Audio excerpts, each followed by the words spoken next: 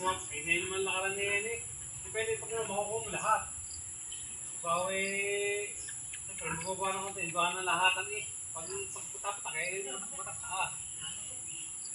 Pagputapatak eh naman, parang 6,000 yun eh. Mga pagpag yan. Ano na lang eh, nakakapatabuhan ng alagaan eh. So, ito na.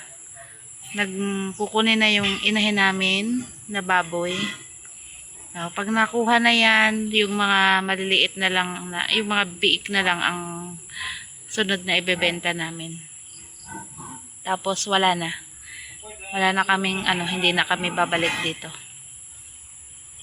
Kukunin na lang namin yung mga ibang gamit-gamit namin dito. Tapos na.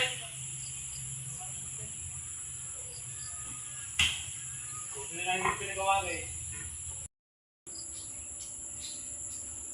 Kaya pala kung sino na yung bagoy. Sinatala nga kung meron mo nag-aalaga ka, narinig mo ko lang kung magugusto nila gusto eh.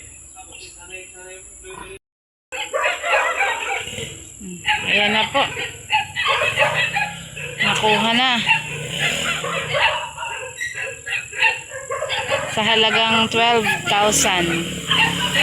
Nakuha na ang aming inahing baboy.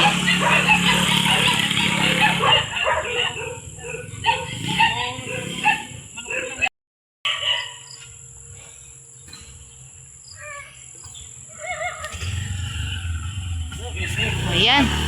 Babay na.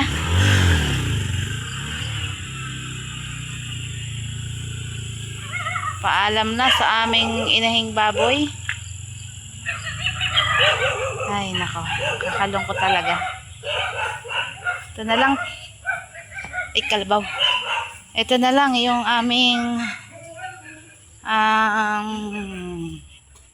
last. Oh, ba't kayo natulala? Naramdaman nyo bang wala na nanay nyo?